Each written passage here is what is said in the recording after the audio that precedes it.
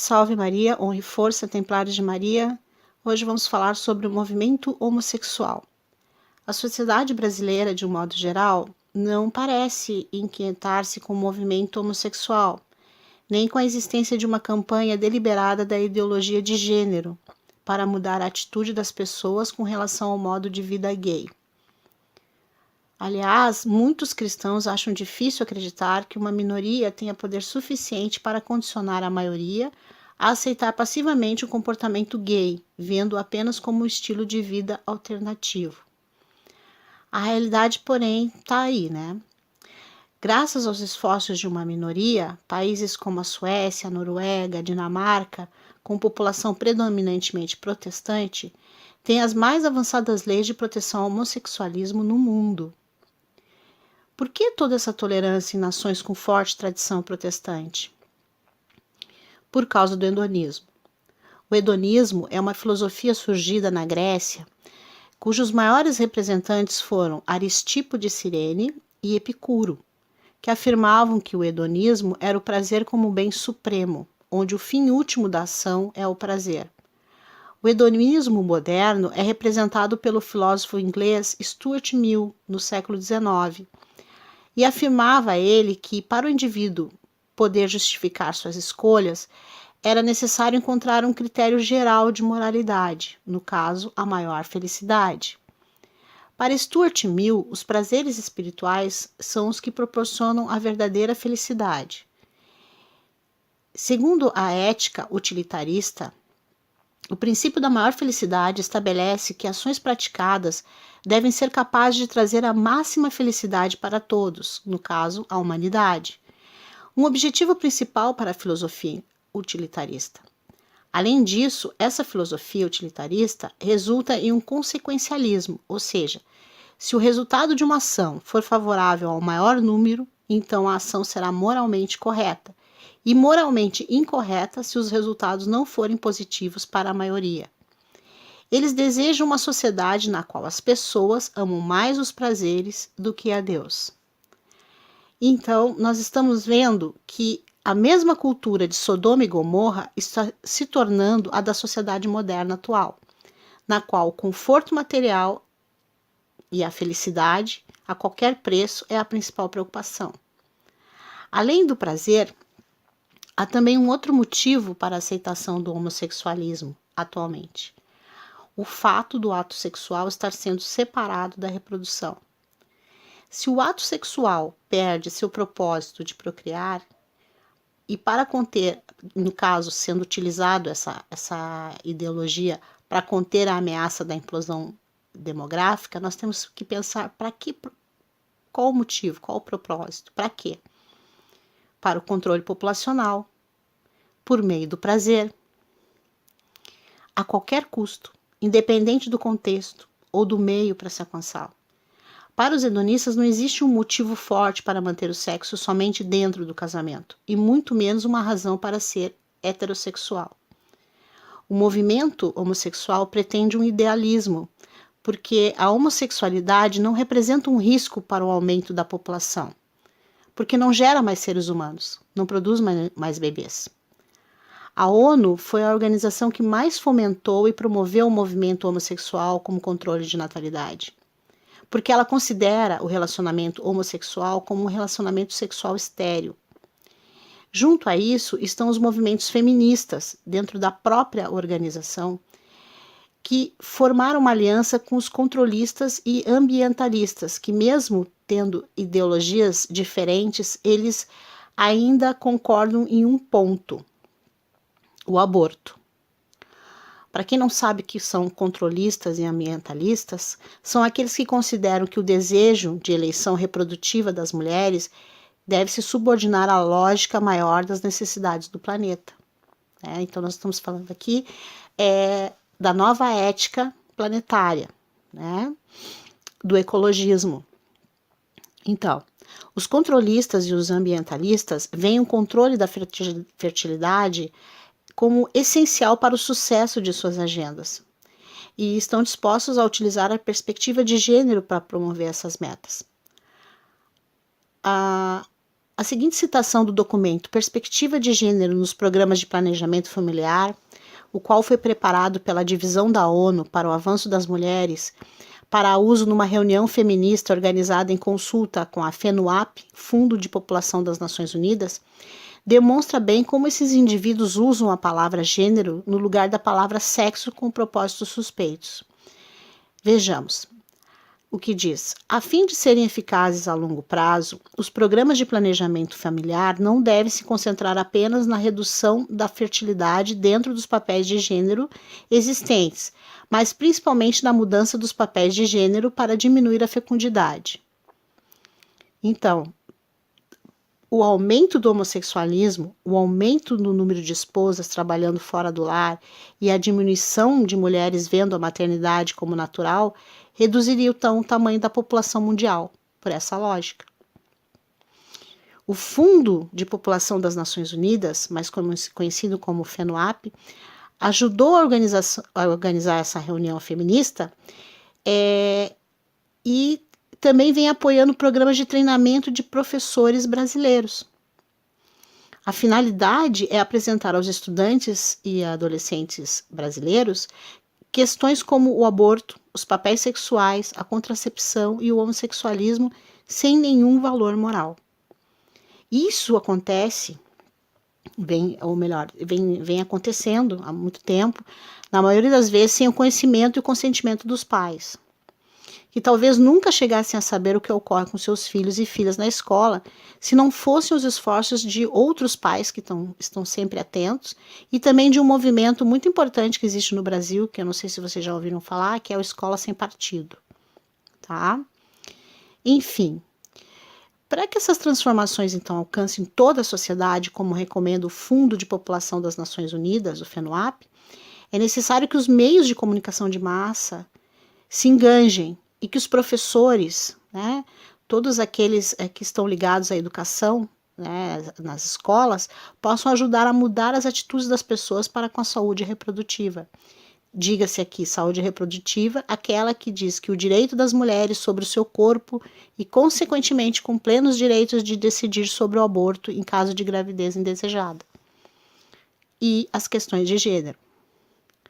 Os programas educacionais podem, por exemplo, atacar os estereótipos de gênero, apresentando as mulheres como profissionais que trabalham fora de casa, e os homens criando os filhos e cuidando das tarefas domésticas, diga-se, empoderamento feminino. Tá? Bom, em um discurso da ONU, em 1995, uma feminista americana chamada Bella Abzug definiu a palavra gênero tão usada nos documentos da Organização das Nações Unidas e tão pouco entendida pelas pessoas. Para ela, gênero expressa a realidade de que os papéis e as condições das mulheres e dos homens foram inventados pela sociedade e estão sujeitos à mudança. Porque ela simplesmente crê que a vocação natural do homem para marido, de cabeça e sustentador da família, e da mulher como esposa, mãe dedicada ao lar em tempo integral, é uma invenção da sociedade. E o que ela acha que deve mudar é principalmente a influência religiosa, de modo particular a cristã e de modo mais particular ainda a católica, que apesar de todas as pressões e ataques sofridos, ainda insiste em sobreviver no pouco que resta de estrutura familiar e ordem sexual tradicional na sociedade moderna. A Abzug é mais conhecida, essa feminista, por promover o aborto legal como direito básico de toda mulher.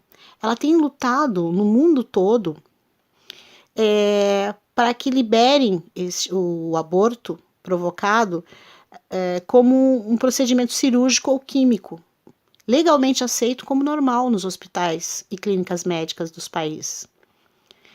No entanto, conforme a moderna teoria feminista, a palavra gênero, assim como preferência ou orientação sexual, pode expressar uma variedade sexual muito mais ampla do que o restritivo masculino-feminino da palavra sexo. Poderia ajudar a equiparar o homossexualismo, o lesbianismo e outras perversões ao tradicional relacionamento sexual entre homem e mulher. O fato é que o movimento homossexual e o feminista estão tentando minimizar as diferenças entre homens e mulheres no trabalho, no lazer, na moda. A finalidade é demolir os padrões sexuais tradicionais e criar um ambiente favorável à homossexualização da sociedade. Tá? Um exemplo interessante, o Dr. James Dobson disse o seguinte: a tendência de misturar os papéis masculinos e femininos está em moda na sociedade atual. As mulheres jogam futebol, elas usam calças, os homens assistem às novelas, usam brincos. Vê-se pouca identidade sexual no comprimento dos cabelos, em suas maneiras, interesses ou ocupações, e a tendência é se igualar ainda mais. Tal falta de distinção entre os homens e as mulheres causa muita confusão na mente das crianças com relação à sua própria identidade de papel sexual. Elas ficam sem um modelo claro para imitar e acabam tendo de andar sozinhas, como que cegas, à procura da conduta e atitudes apropriadas para elas. É quase certo que esse obscurecimento dos papéis sexuais está contribuindo para a explosão do homossexualismo e da confusão sexual que enfrentamos hoje. A história mostra que as atitudes unissex sempre apareceram antes da deterioração e destruição das sociedades que se deixaram levar por essa tendência. O Dr. Charles Winnick, professor de antropologia da Universidade Municipal de Nova York, estudou 2.000 culturas diversas e encontrou 55 que se caracterizavam pela ambiguidade sexual. Nenhuma delas sobreviveu. Então, toda tentativa de conceder aceitação social e proteção legal à sodomia é como causar rachaduras num grande muro, que caso se desmorone acabará deixando toda a sociedade debaixo dele, na violência e no caos. A presente crise da AIDS, por exemplo, bem pode ter sido um sinal disso na década de 80. As autoridades médicas naquela época, autoridades médicas e governamentais, nada fizeram para deter a promiscuidade homossexual durante a propagação inicial do vírus HIV. No início dessa doença, na década de 80, a maioria esmagadora dos casos estava restrita aos homossexuais masculinos. Agora, a AIDS ameaça toda a sociedade, inclusive quem nada tem a ver com o homossexualismo. Lamentavelmente, a condescendência para com a conduta homossexual acabou favorecendo também a aceitação da promiscuidade heterossexual, como sendo normal. E isso certamente contribuirá ainda mais para o aumento dessa e de outras doenças venéreas, que evidenciam o desrespeito à natureza humana.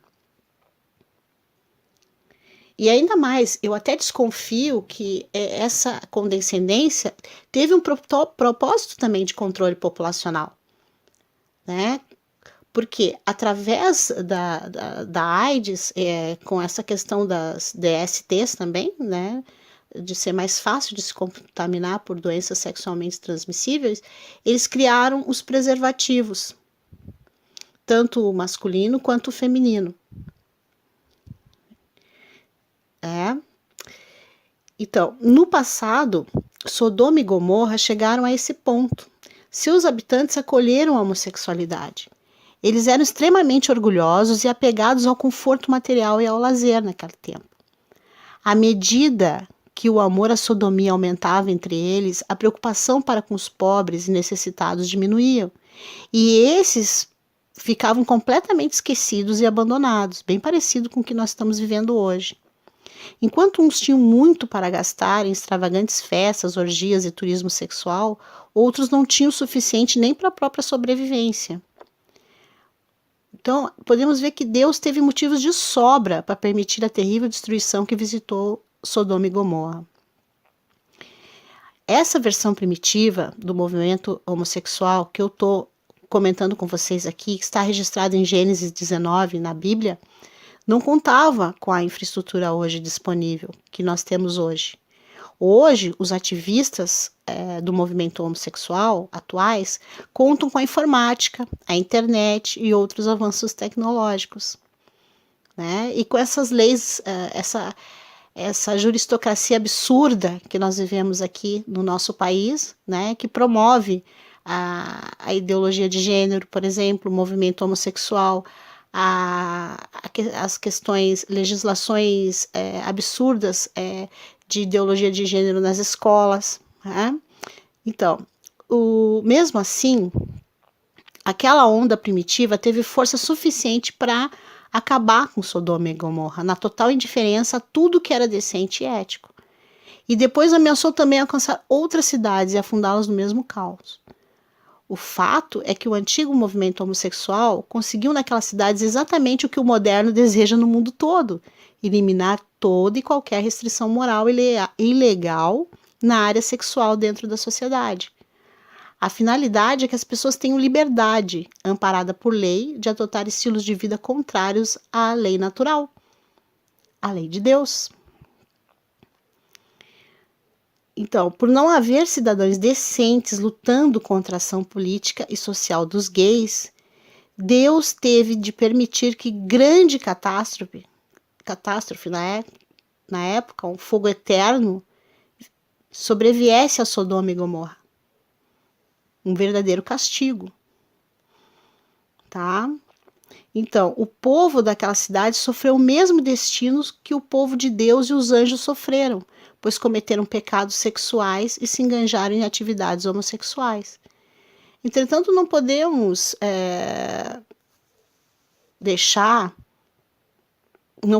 e também não precisamos deixar que a moderna sociedade brasileira sofra o mesmo que Sodoma e Gomorra. Porque nós acreditamos que Deus queira impedir esse avanço do homossexualismo no Brasil. Tá? Para isso, ele quer colocar em ação o seu plano, usando todo o cristão brasileiro para uma batalha espiritual. E onde é que ocorre essa batalha espiritual? No coração das pessoas.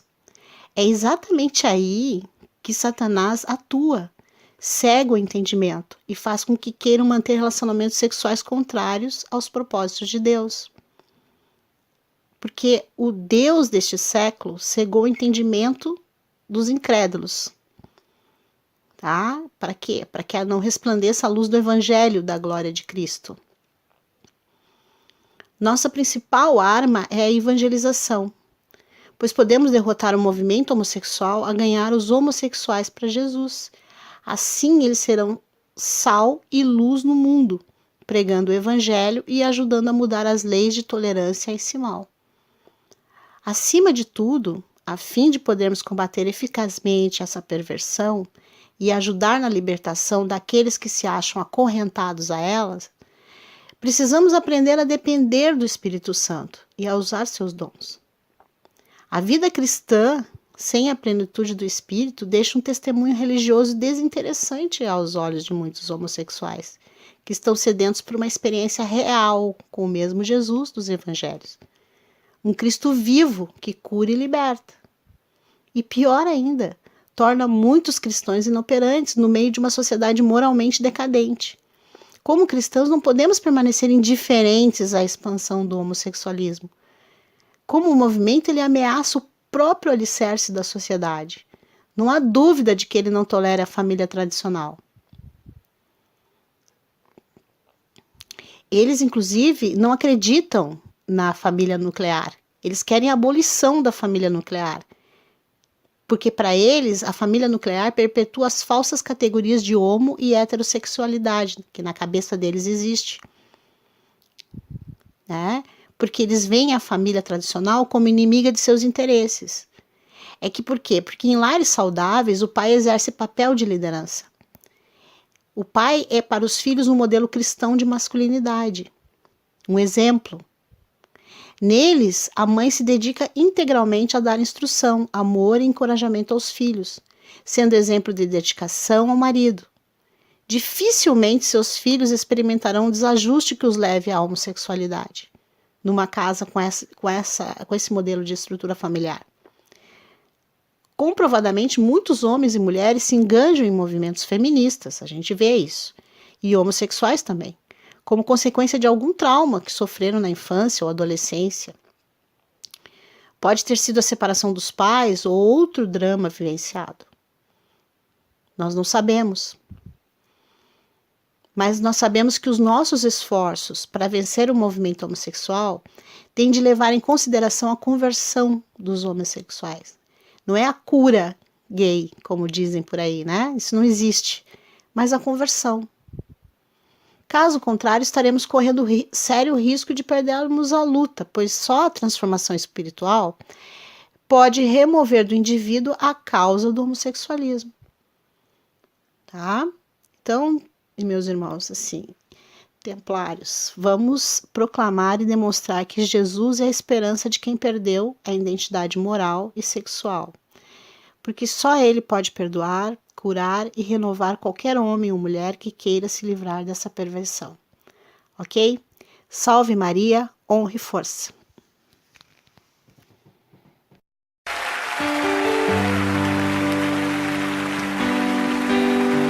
O lugar mais alto para se estar, Senhor, é aos teus pés. É onde eu quero estar.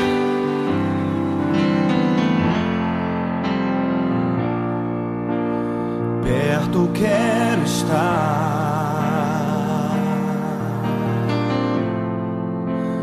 junto aos teus pés, pois prazer maior não há que me render e te adorar. Tudo que há em mim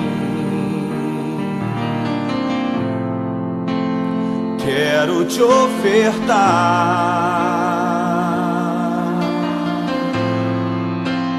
mas ainda é pouco, eu sei, se comparado ao que ganhei. Não sou apenas servo, teu amigo me tornei.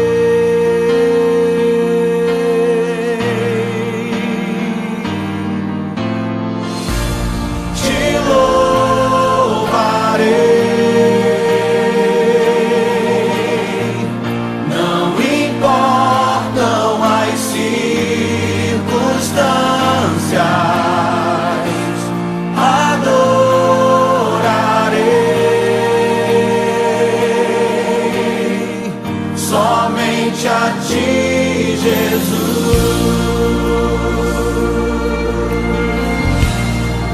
As mulheres declaram: perto quero estar,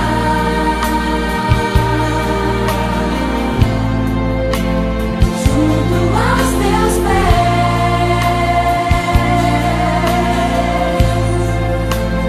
pois prazer maior não há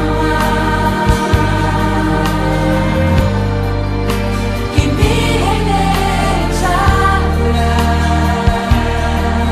homens, tudo que há em mim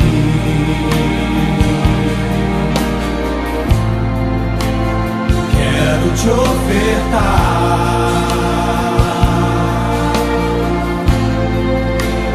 mas ainda é pouco, eu sei, se comparado ao que ganhei. Tua noiva, Senhor, declara: não sou apenas servo, teu amigo me tornei.